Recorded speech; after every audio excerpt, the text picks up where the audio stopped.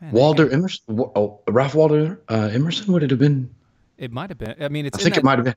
It's actually in the book somewhere. It is in I the. think. I'm Is it pretty in the sure. book? I'm pretty sure. Yeah, I think.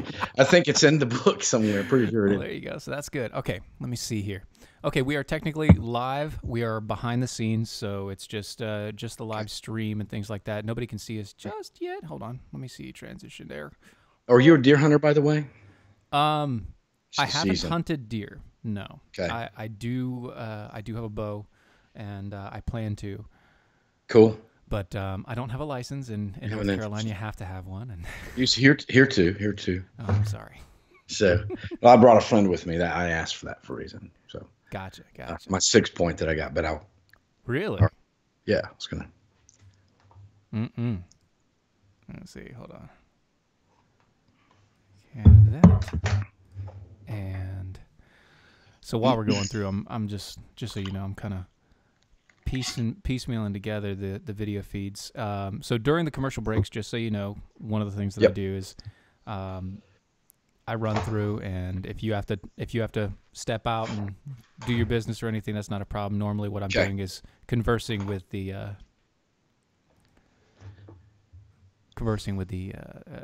audience at that time. So Right. Okay. either way, it's all good. Let's see here. Eric is with us. Nice to see ya.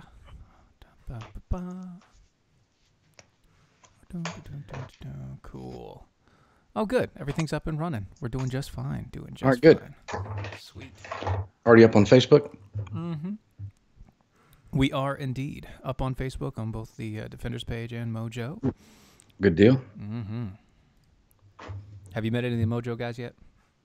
Not personally, no. I called in yesterday. Maybe I'll wait and talk about that in a minute. But Nice, nice. yeah, let's do that. Glad that you keep got it the chance. keep it spontaneous. Not that Gotta we're spill my- planning anything at all, you know. No. Okay, let me see. Good. I didn't hit the slurp button. I'll do that next time. That's okay. You don't need to. It's just fine.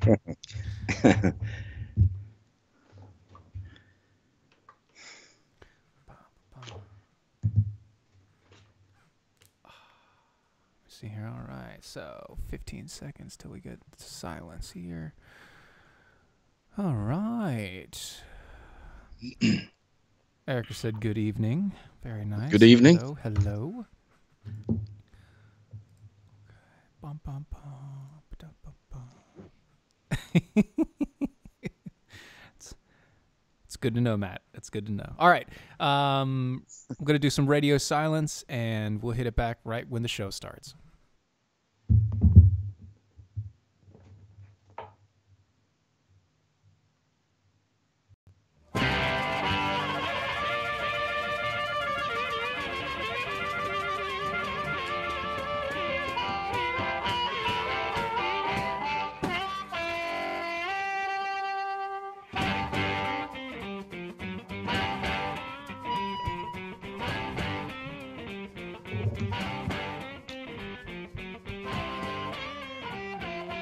Hello, everybody.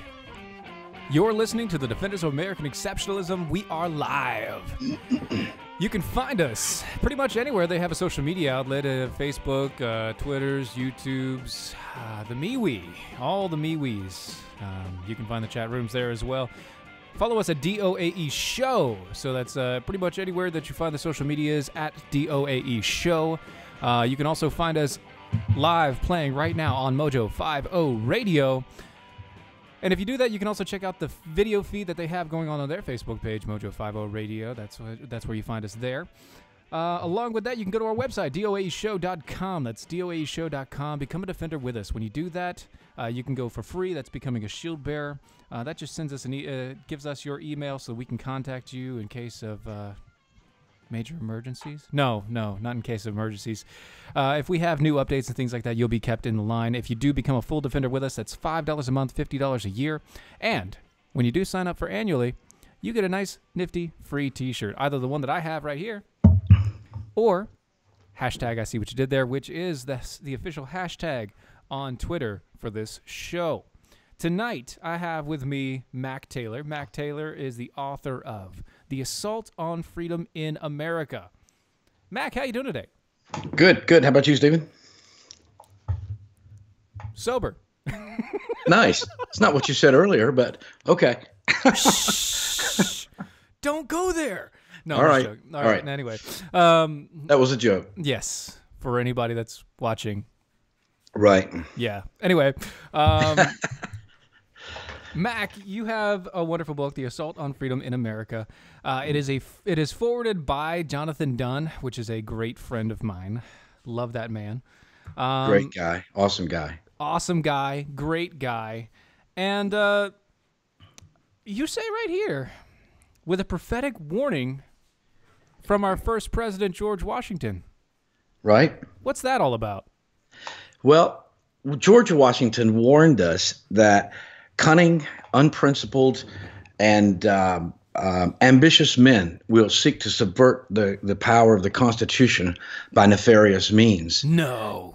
And yes, it's kind of funny thing about human nature. You know, our founders were blessed with a full experience of experiencing human nature with King George and his army, and so they understood quite well what power can do to a man and what absolute power can do to a man. Mm-hmm. And so they were warning us. It's as if George Washington was reaching in to our times today to us. This is how I envision it to myself. He loved the Patriots. He loved America. He loved this country that much. It's one of those guys, people in history you wish you could go back and meet, you know, or maybe come here and he'd meet us and straighten us out. But so, you know, he was warning posterity that these people will come. And so, and he said something to the effect that in a republic, which we are, I like to remind people that we're not a democracy, we're a republic, and people, yes, you know, that's being pushed heavily by the other party. But anyway, you mean when they say in our democracy? Yes, and they're doing it more and more frequently. Have you noticed? Oh yeah. You know, it seems to me anyway. Maybe I'm just getting older, and that's what I'm hearing. But anyway, so he just warned us because they were versed in human nature and what power can do to individuals and absolute power, and that's why they structured the government the way they did. Mm-hmm. And he was just warning us that nevertheless we'll get our cycle of these same kinds of people, and we're getting it right now. And it's not just right now. It's been going on since the progressive era, say around 1910 or so. So this has been going on a very, very long time, and I'm not sure that I don't want to insult the American public, because I think the American public are really, really bright people, but our education system has failed us all, and we failed it by not participating and letting it kind of run itself, or let the bureaucrats run the education system, and so we need to take control of that back. But anyway. So he just warned us of the very times that we're living. So I find it very interesting, and that's in the book. There's that quote, and there's other warnings from him, and it comes from his farewell address, which people should read along with the other founding documents. Oh, kind of like that same warning in that same address where he was talking about the two-party system and how it will, basically destroy us in the end. Exactly. Exactly. And it's interesting too. He said the two-party systems, he said party faction will lead to agitating the community. And it just reminded me of a community agitator that we used to have, but he's still around. But yes, well, so, but the choice of words that Washington used was interesting. He said it agitates the community. This is the quote: agitates the community with ill-founded jealousies. That's a partial quote from a longer quote. And so, very interesting, very apropos to our times. So, wow. And so you literally start this book with, other than the forward, obviously, because that's Jonathan's part, but you start this book with an explanation of terms. I did. Now, I kind of get why you did that, but I want to hear it from the horse's mouth. Why did you start with an explanation of terms in a book that should be pretty straightforward? But they're not, and I have lots of all kinds of friends in my life. Conservative friends, I have liberal friends, I have straight friends, and I have gay friends, and a lot of my more liberal friends, shall we say, non-church going, maybe non-believing. I don't really know. We don't always have these discussions. They think, well, I have a liberal lifestyle, therefore I must vote liberally. I have to vote for Hillary, or I have to vote for that. And so they're voting for the very people that will put them in bondage. And I said, well, do you believe in A? And they said, well, no, of course not. I want the government to leave me alone. I said, well, what about B? Well, of course not. I want the government to leave me alone. Of course. I said, you're not a liberal. You're a conservative. You're a classic liberal. So I wanted to explain to people how you live your life. Your lifestyle is not how you should view your government. It's a conservative government doesn't mean it's a moralizing government. It's going to make everybody go to church tomorrow.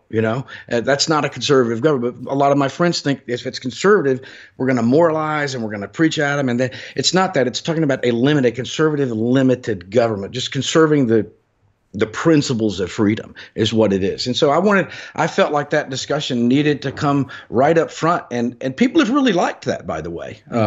You might be the only one that didn't like it. No, that's not the, I didn't, it's not that I didn't like it. It's that I wanted to make sure, of why you did it, because I get it. I get it wholeheartedly. Nobody understands terminology anymore. We so mix up words, especially my generation and the generation after mine.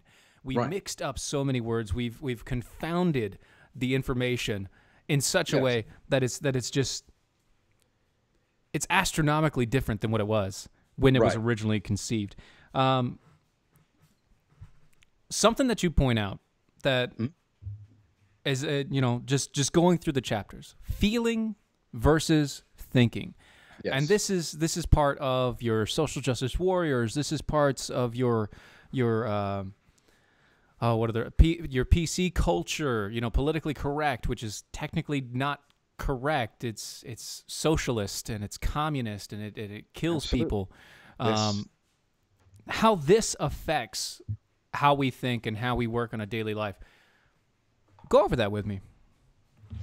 The feeling versus thinking came about, watching the media for most of my life. A journalist invariably asks somebody, how do you feel about this, or how do you feel about that?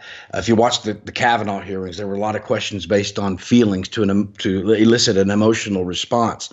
And so there have been times when maybe there's an intellectual discussion going on, and a journalist, or maybe about abortion or something, and asking the journalist would always ask her, how do you feel? Or maybe somebody just got murdered and they'd ask the brother of the victim, well, how do you feel? Well, I mean, how the heck do you think they feel? That how about what do you think? Why is it not what you think? And I have to say too, the person answering the question also has a responsibility to use the proper faculty. So reason and emotion are two perfectly valid human faculties, but they both have different uses. And so my daughter woke up one morning. She was in the 8th grade, and she said, "Daddy, I don't feel like going to school today." And so we went through this whole list. I said, well, are you sick? And she said, well, no. I said, a fever? No. You feel bad in some other way? No. We went through this whole routine. And I said, well, what do you think we should do about it? And she thought about it for a minute and said, she actually thought about it. She said, well, I think I ought to go. So we discussed how you could just not feel like going. I said, I don't really feel like going to work. So I'm with you. I'm on the same page, but I think I better.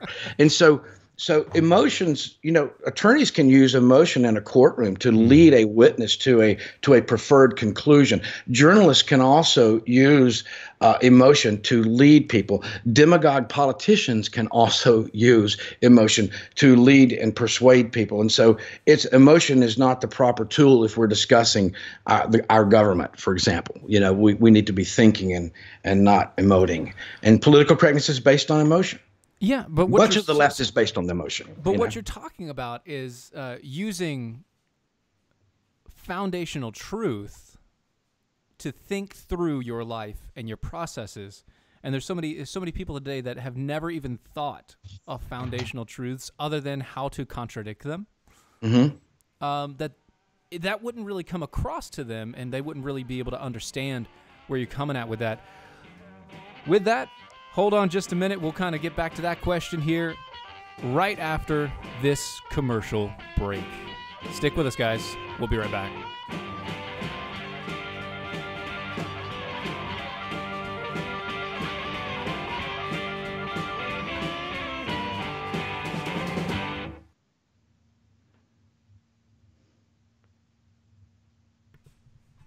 Okay, and with that, we have 3 minutes. You know I was joking, right? When I said you're the only one who didn't like that. Oh, yes. No, I do. Okay. Definitely. Any personal jabs at me are welcome. No, I didn't. And you did not insinuate you didn't like that. And I'm glad you brought that up because I want, and people are still listening, right? We're still. Oh, yeah, we're still, like, anybody awesome. Who's watching right now is going to, anybody who's watching or anybody who listens to the podcast later will hear this. Okay. So I'm glad you brought up that about the definitions, and I've gotten good feedback, but it just from talking to my friends. I mean, I've talked to people that are liberal, and they just think that they can't vote for a Republican, for example, or they can't vote for the conservative or the constitutional libertarian candidate, because and I try to explain to them that's exactly the libertarian is really more the person you want to be voting for, not these totalitarians that'll use you like Vladimir. Like Lenin said that, as a useful idiot. So didn't tell him that in quite those harsh terms, but no, I have friends on the left and the right, and I love them all. And I'm just seeing this confusion, and I wanted to speak to it. And that's why I put it on there. So that's good, and that's probably the best way to start. It's always starting from a book from a position where you're like, look, I don't know where you guys are at, but here's some standards that we're going by in this book. So you can understand me, you can understand what's going on. Matt, the book is at his website, which is right in our information link. It's mactaylor.org. Yes. It is on Amazon. If you just look up the title of the book, it's there as well. The Assault on Freedom in America. Actually, I don't have a link. I can put up a link real quick. Hold on. The Assault on Freedom in America. This is what Ben Shapiro does like half the time in his show. He just sits there, types, and wait, let me make sure I've got this right. Oh, yeah. I see him reading, I love the guy. I think he's great. Oh, yeah, he's awesome. Smart as all get out, too. For sure. Yeah. There. Let's see. Okay. Boom. Let me get you there, buddy. All right, there you go, Matt. It's in the conversation box. You got the link.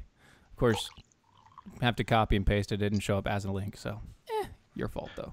Thanks for doing that, Steve. Oh, yeah, not a problem at all. Definitely, like I said, your website's up there.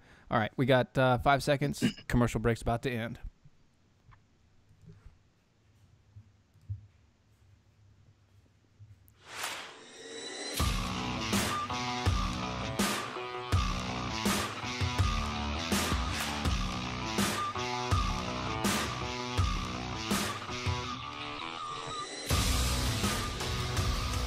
And we're back.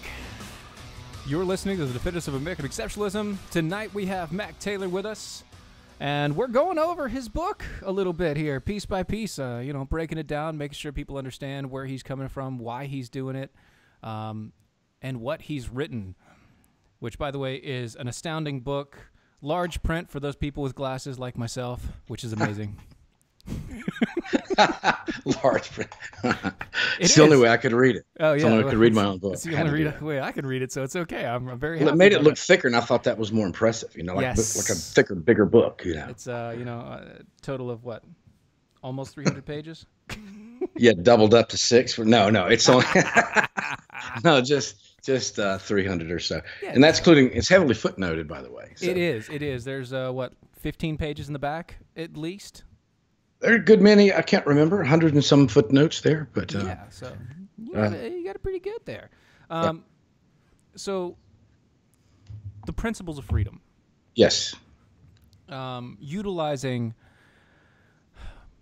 the basic understandings of truth, real truth, and morality, which there is an exact portion of it. We know there is exacts. We know there is truth because there are things like laws of nature. And since we have laws of nature, we know that there are some things that can't be changed. And so they're to us, we perceive them as exacts. So how do those moral laws or those laws of nature, how do they, other than actually being listed out in our Constitution and in the Bill of Rights, how do they affect us on a daily basis? How do they affect us on a daily basis? Yeah.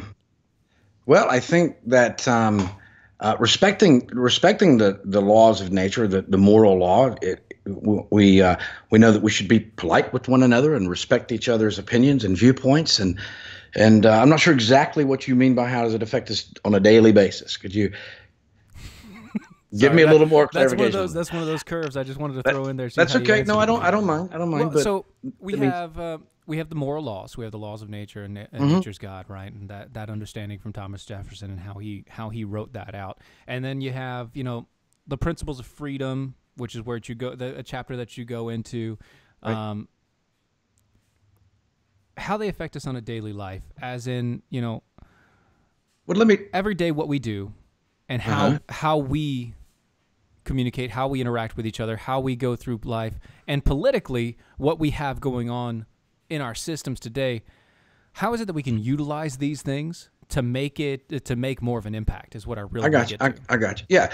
Let's say that there's a guy watching, or we're all three in a room, and there's a third person here, a gal, doesn't really matter, many people as you want, and that they don't speak English, and somebody reached over and cut the cords on my microphone, some guy with or if I reached over and just knocked over someone's water or something. Well, the guy that didn't speak our language, not from our culture, just here visiting in the room with us, would think that is rude.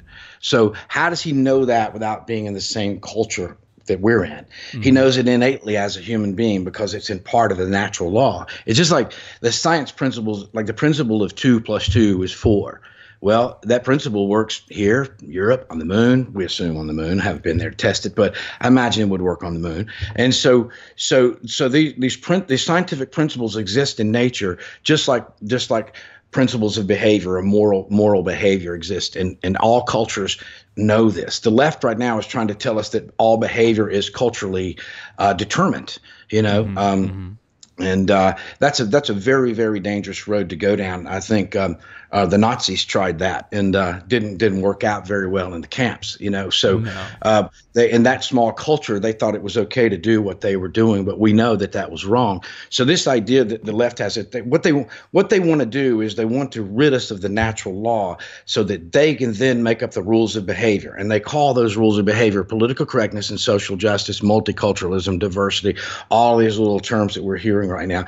And so they want to put themselves in control of what is right and wrong. And we have an ideological clash going on in our country right now between cultural Marxism and the founding principles, which are grounded in nature and nature's law, just like the scientific principles, but they're principles of ethical and moral behavior, and they all come from nature, just like the science. So this clash is what's happening in our country right now, and the left wants to subvert our founding on natural law and replace it with political correctness. But if you think about it, political correctness seeks to funnel everybody into the same mode of thinking, of being, and a way of talking, and dancing, everybody dancing to the same politically correct tune. So that's actually bondage. That's making people all behave the same. The people that preach tolerance are trying to get everybody to speak the same way.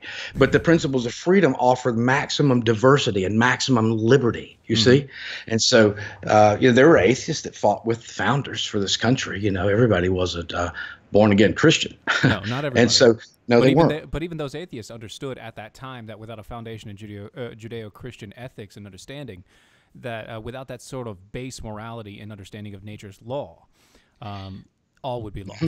That's why nature and nature's God. The founders didn't define God. They didn't say, well, it's Jesus. They left that to each person and to define it, but it's nature and nature's God, and they just that's where they left it. But you're right. You did have to believe that what you could not believe in early America is that rights come from man. That's the whole point. Rights don't come from man; they come from nature. But what the left is trying to do now is get that back in their control. They want to say no, rights come from man, and that's what people are seeing in the country.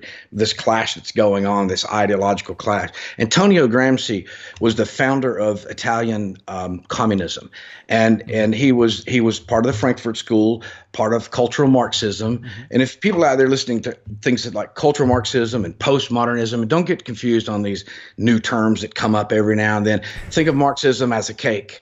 Well, what the Marxists do is, well, they put butterscotch icing on. Well, that didn't work. Let's get rid of that and try some chocolate icing. Well, that's not working too good. So they just keep recoding Marxism. We're liberal. We're progressive. That's it. Multicultural. We're right. Yeah, because a lot of people don't want to study these terms. So when you're hearing all these terms, don't get confused by it. It's just Marxism being repackaged in a way that's trying to get you to eat it, you know? And there's a thing called the Long March Through Western Civilization. And what that meant was they would infiltrate our cultures, our churches. Antonio Gramsci said this in 1915. He said, we will destroy the West, and socialism will be precisely the religion that we will use to overwhelm Christianity. He called socialism a religion. He said, we'll use it to overwhelm Christianity. And he said, we're going to do this by infiltrating their schools, their universities, their churches, and CNN. He said the media. So not specifically that particular channel, but just the media. And so, and in other words, they would infiltrate the culture, and they called this the Long March Through Western Civilization. Long March because it wasn't an uprising that we're going to have this one big battle, and it was going to take a long time to infiltrate these various institutions of our culture. So that's what we call the culture war, and that started in the 60s. I remember hearing that term as a child, and watching. And so that's what the culture war is. It's an infiltration of Marxist ideology into all of these institutions in our culture. And we're in a very, very dangerous state. And I'm afraid that not enough Americans are aware of this. Another reason, this is why I wrote the book. And my daughter's 23, she's a millennial. And I wrote it. I thought, well, if I were to die and I'm not here tomorrow, I would at least know that I've put this thing down. If people want to throw it in the trash, go ahead and throw it in the trash. But I think since I've written this book, it's become more timely every day this year since it's been on the market. And I'm going to predict this. I'll say it right here on the show that this book will continue to become more timely as time goes on. I think you will see things. I feel that confident about it. I think you might be correct. Actually, you said something just a minute ago, and it really hit a key. It got my head cranking a little bit. You said that socialism is the religion. It was a quote. Socialism is the religion that we will use to replace Christianity. Yes. We're gonna hold on to that. And you know what? We have other stories, but I want to keep going with this line. Awesome. So we'll hit the break, and after that, that's when we'll tap on that line right there. All right? Hold on one second. We'll be right back.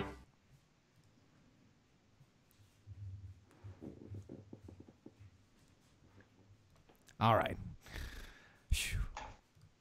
So remember that, folks. I will. I like that because I don't know where you're going. We'll just hold it there. Keep it spontaneous and you know. Let's not go too far deep into that yet. Well, pretty much everybody that's going to listen to it is going to listen to it on podcast later again, but that's okay. That's okay too. Anyway, yeah. But yeah, I mean, I do have other stories, guys. Obviously, you saw the infographic on the top, but I want to keep up with this because this is just starting to get really interesting. Erica, oh goody, this is awesome. That's nice. I like that's nice.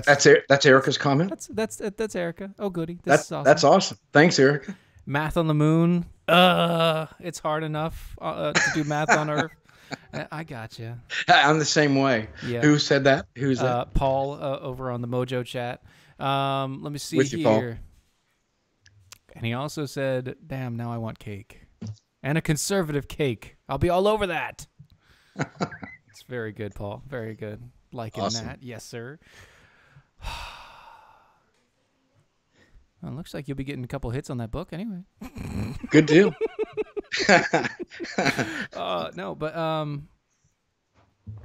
yeah, that's I like that. That's going to be a good point of reference there, to replace Christianity with socialism. It makes a lot of sense actually when you put it out that way, because nobody knows how to explain socialism. Oh, I see a chapter you didn't finish reading. I told you I only skimmed it. It's okay. There's well, let me just wait. Yes, we'll wait on that.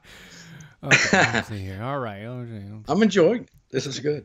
I'm glad that you are. Let me see. No, I meant the coffee. Oh, good. No, I was yes. Nice. Very the nice. bell. So what's the? You got to explain the bell to me. Okay, so technically, the bell is for double entendres or good throwaway jokes. One of which you just made. Very nice. Oh, awesome. Okay, I got a bell. So you got a bell. So is the goal to get count how many bells you can get during an interview, and then you win or something? Or you done well? Or we might need to start that. That might be a good idea. Count the bells and see how it happens. See who gets the most bells, and then you could give out awards. Like a shirt. I don't know. A T-shirt. Yeah, that's what I was thinking. Even a book. There you go. Oh, let's see. I think we're gonna be hitting. Yeah, we'll be hitting the time spot in here in just a second. So okay. Radio silence.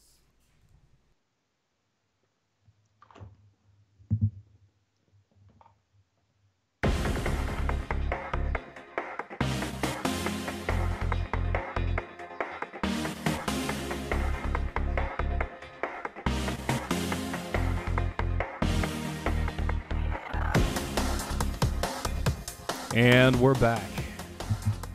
You're listening to the Defenders of American Exceptionalism. We are live, sitting here on Mojo 50 Radio, as well as pretty much anywhere that you can find social media, including the MeWe's. Yes, I said MeWe. That's right. All right. Mac Taylor's with me. Mac, we were about to get into something really interesting, and then the commercial break happened and kind of killed the entire stream of things. So let's get back into that. You were using a quote.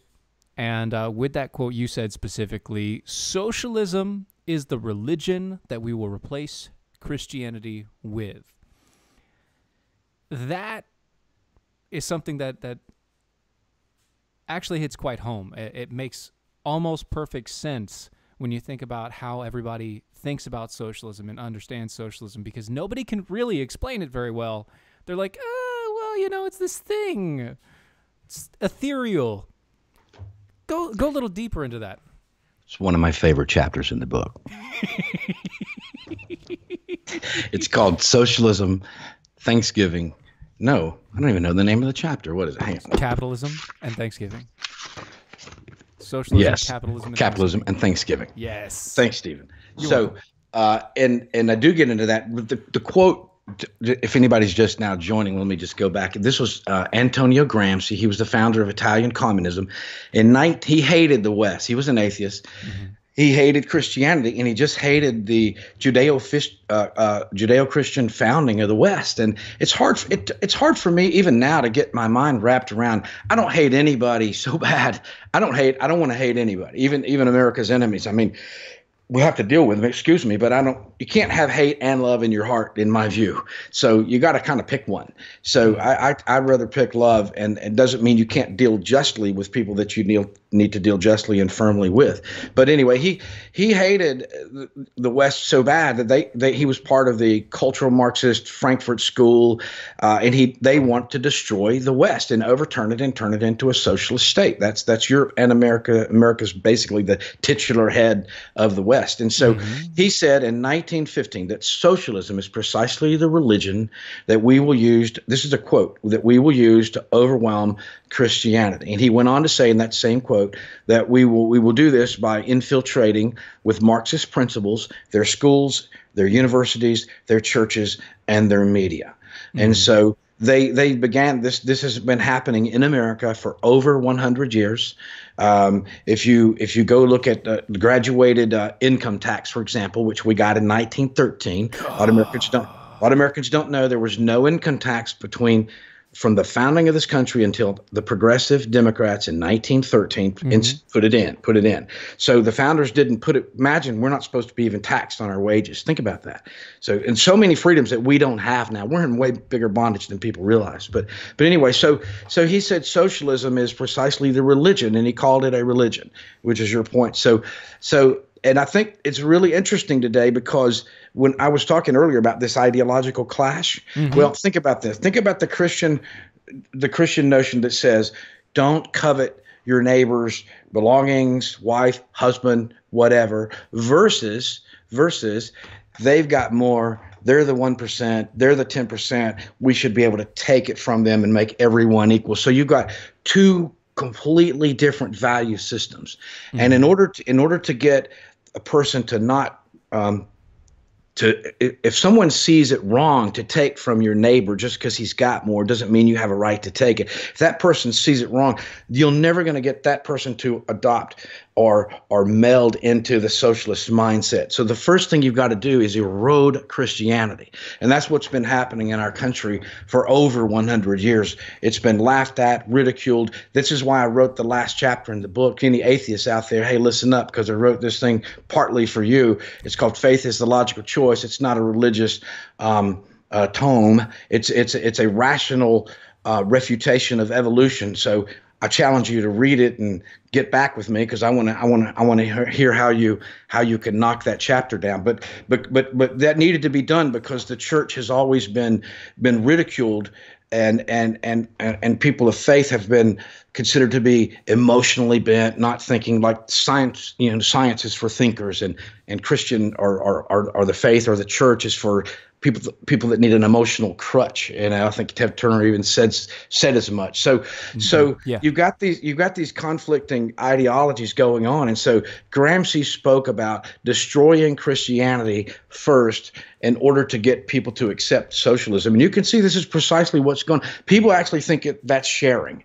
that socialism is sharing. Yeah. Well, it's not sharing. If I take a gun and hold it to your head, and that gun is the law, and I can take your money from your pocket and give it to Pete over here on the corner, that's not sharing. Sharing is when I do it from my heart, not when the government takes from me and gives it to the other guy. That's not sharing. Right. So it's not sharing like that. It's also not sharing when you have to. It's not charity to tell everybody that we're going to vote for more Medicaid and Medicare, and that's how we're going to take care of the widows and the orphans and things like that. That's right. That's not right. Charity.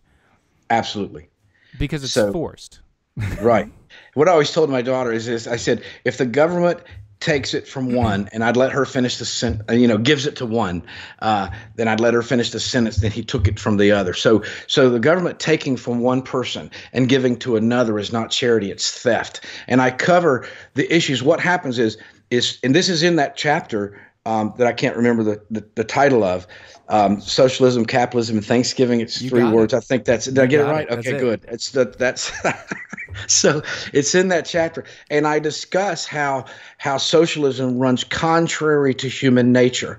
And I go back and I talk about the Pilgrim's experience. Many people don't know that I wasn't taught this in school. I learned it later, that the Pilgrims tried socialism. Oh yeah, some of the first colonies. Yeah, it almost killed them. It brought about a period called the starving time. They ate rats. I mean, it got really, really bad. And this is in that chapter. So socialism runs contrary to human nature, and it binds men together in a way that's unnatural. When you pool men's money together forcibly by the force of law, you're not just pooling their money together. You're pooling. Some people work harder than others. Some people are more industrious than others. So you're pooling men together in a very unnatural way that is born and bred to cause dissent among that group. And the more dissent there is, guess what? The more government you need. So the purveyors of this philosophy, of this very dark philosophy, know exactly what they're doing. But unfortunately, there are a lot of followers out there, people that mean well. People literally think that socialism is sharing, and they mean well, and they're not our enemy. Those people can be reached, and I wrote this book for them too. Two words are not in this book: Democrat and Republican. I want to get that. That is true. That is true. It's especially in your explanation terms. You have liberal, you've got conservative. I didn't see anywhere where it was Democrat and Republican.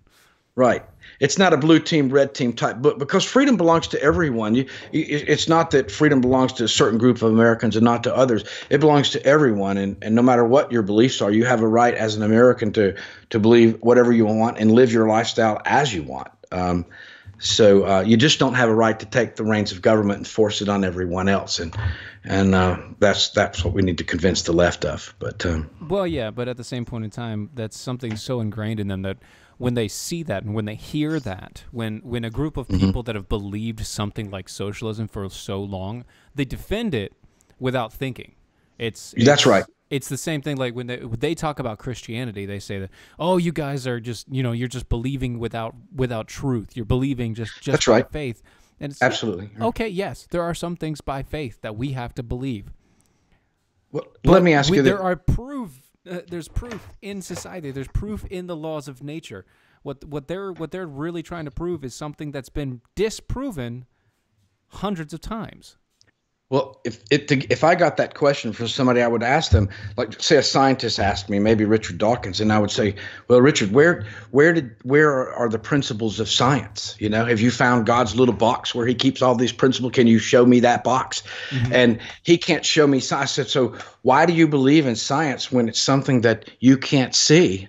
You can't see the principles of physics, of biology, you can see the results of those principles. So I make the same argument with faith, and it's in that last chapter again, and people that have read it have really, really liked it, the way I've presented this argument. So he believes in science and they have faith in science that or they wouldn't get on the airplane. They have faith that the gravitational pull of the Earth is going to work the same today as it does tomorrow, and that the principles of aircraft flight are going to work tomorrow the same as they do today, or you wouldn't get on the plane. So you can't see you can't see science either. So you can't use science to prove science. So it's really the same argument.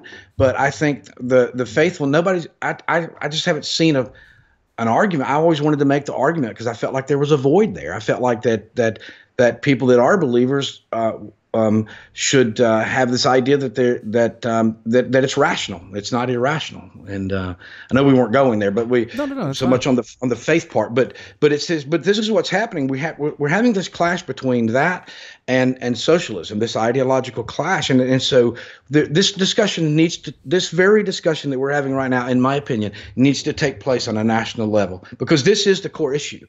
People are thinking, well, if we can just get more Republicans in, and the Democrats are thinking, well, we just going to get more of these guys. But we have a foundational crisis going on. David Horowitz has said that this is the greatest constitutional crisis since the Civil War, and he said this recently. Within the last few months. Yeah. And so we're at a dangerous state. And so this conversation needs to take place. And that's a big reason why I wrote the Socialism, Capitalism, and Thanksgiving chapter, and that last chapter in the book. Right. Because you need to, that's kind of the proof positive on many things. Just because you don't have physical proof of something that you believe in, doesn't always mean that it's not true. But at the same point in time, if you have physical proof that something doesn't work and you deny looking at it, so far as socialism, communism, Marxism, all the like, where every time that it fails, everybody's like, oh, they just didn't do it right. We'll get it right next time.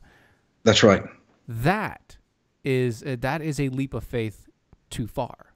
And yet they're more willing to jump that leap than a logical conclusion that we are intelligent beings, and the only way that we could have come to existence from the very beginning, using their own examples of evolution, the only way we could have existed is if somebody started us. Right. And it's just corrupt at its core for one person to think that, oh, we can get it right with socialism. And I don't have a right to try to be your king, and you don't have a right to try to be my king. So it's just corrupt at its foundation. You just don't have a right to live other people's lives for them. You just don't. And so in America, that's what the brilliance of America was, the sovereign rights of the individual. Always. That's kind of always where it hits. Yes. And with that, we'll be right back.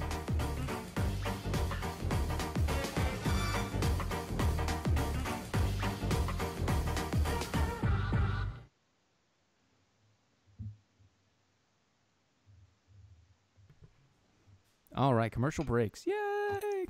Okay. It's the last one. So, Good. So how you like that segment? Or was it? No, that was great. That was great. Oh, by the way, we had a bell in there, but you were going to roll, so I didn't want to interrupt you with a bell, just because that would be really distracting. Oh.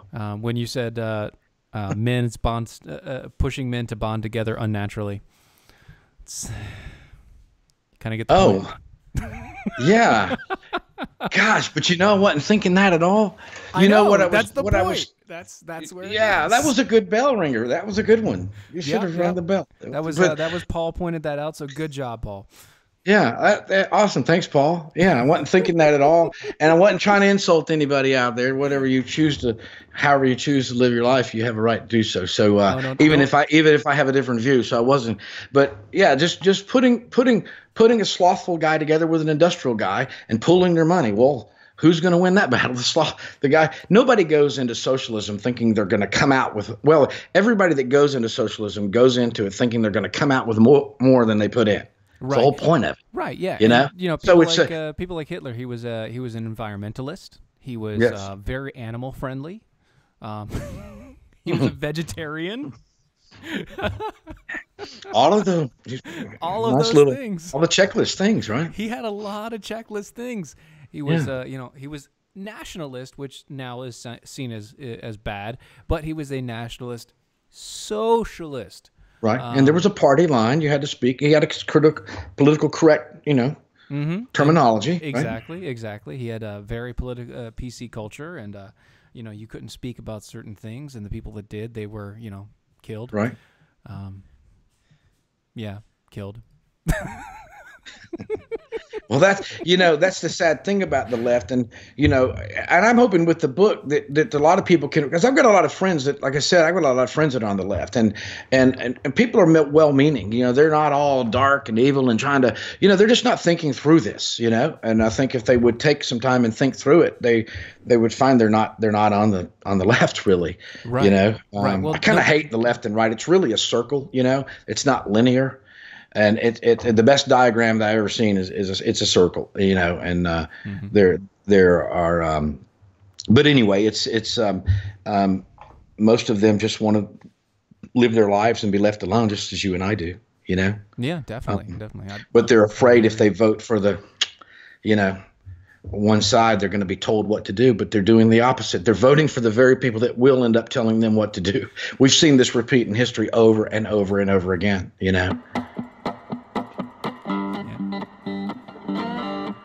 You're going to...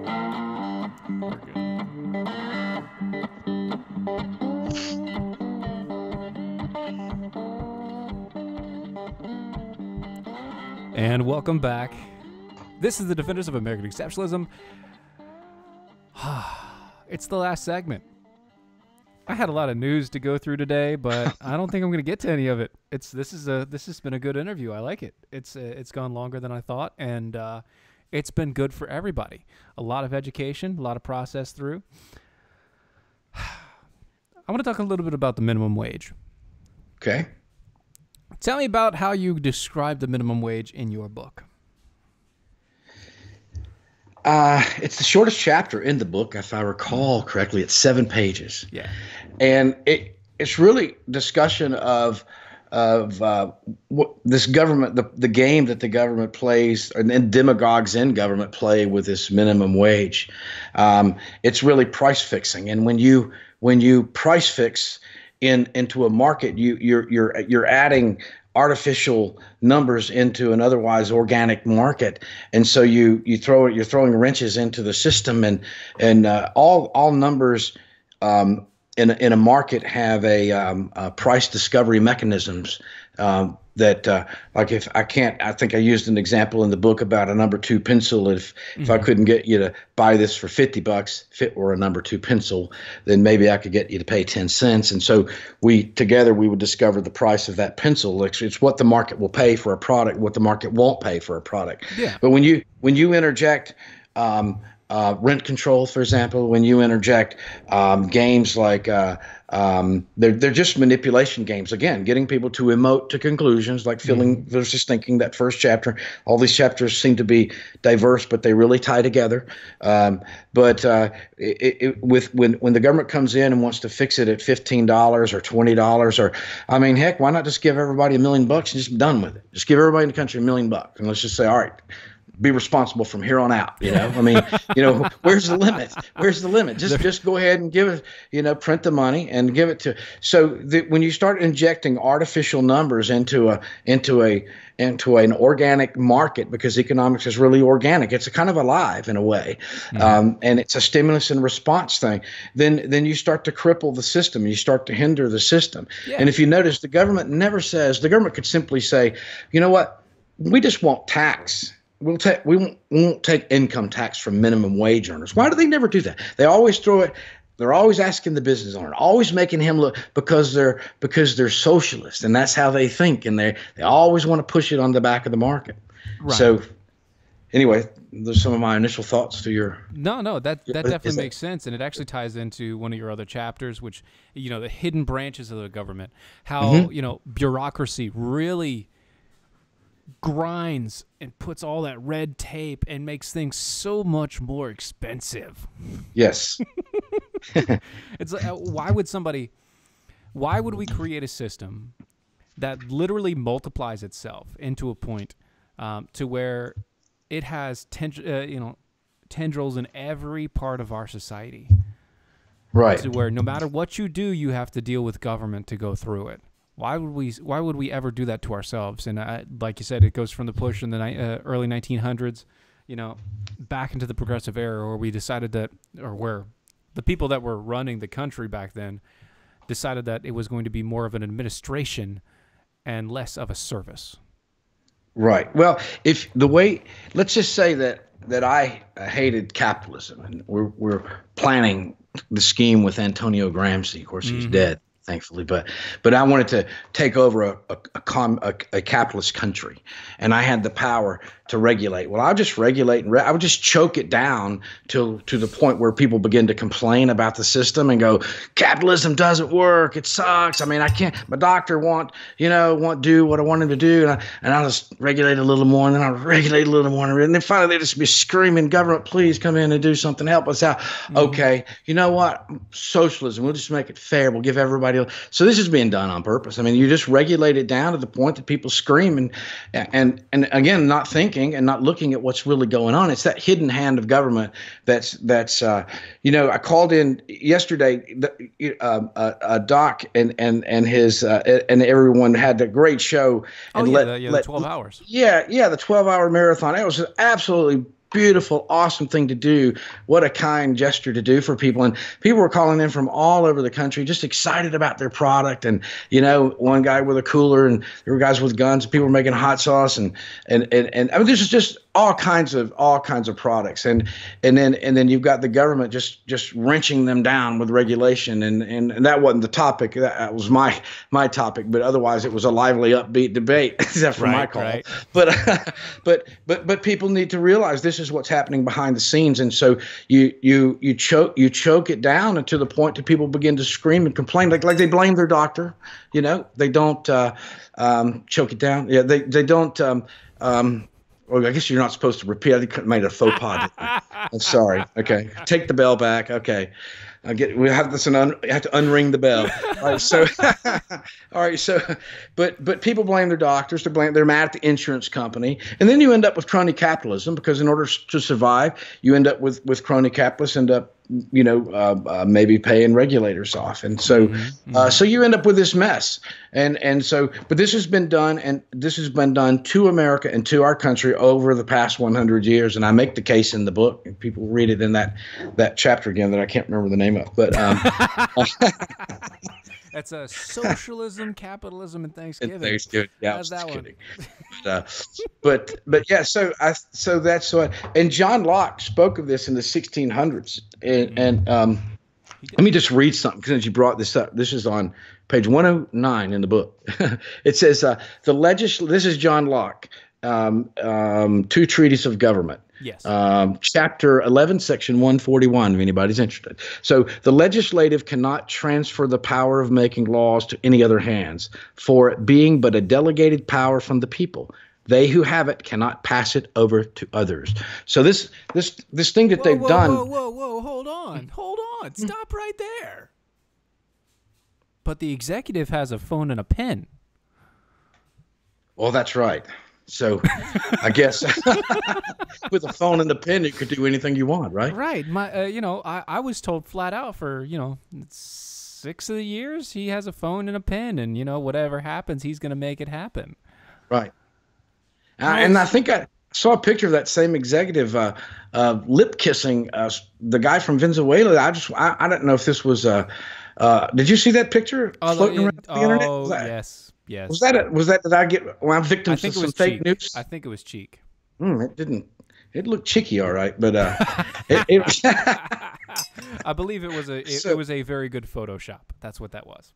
But was it a Photoshop? So you saw a very good Photoshop, yes. But anyway, so the Congress doesn't have a right to pass this off to unelected bureaucrats, and they've done this for years. All these little alphabet soup organizations that we have in like the EPA. Countries. EPA, yeah, the country's overrun with them. So we're so far off the Constitution, and if Congress had to do that, they would say, well, we don't have time to. That's the whole point, so that they can't act. Our government was designed to move very, very slowly on purpose, so that the government wouldn't be able to overrun the people. So. But we were talking about the socialism and capitalism thing, and then what regulation does is regulation is the tool that progressives use to transfer the power from the individual and the business owner to the government. So regulation transfers power from our individual lives to the government. So over the last 100 years, there's been a massive transfer of individual sovereignty to the government, and we've lost lots of freedom. I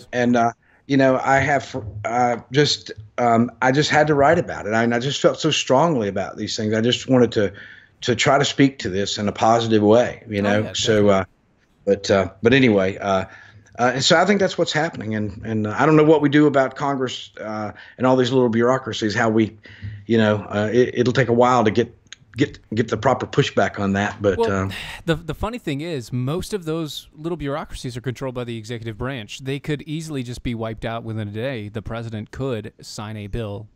That is true. He could sign an executive order, one of those things that nobody wants him to sign, but and specifically saying, I'm going to take away the powers that have been delegated to the executive branch by destroying all of these administrations that don't mean anything, especially the ones that are redundant and cost us so much more money. Absolutely. So he has that power. Right. Well, because they were created largely by executive order as well, right? Oh, yeah. So they can be eliminated by the same method. They were never voted in. They aren't laws. These places were just created. Oh, I'm just going to make a wing over here, and this guy's going to be that.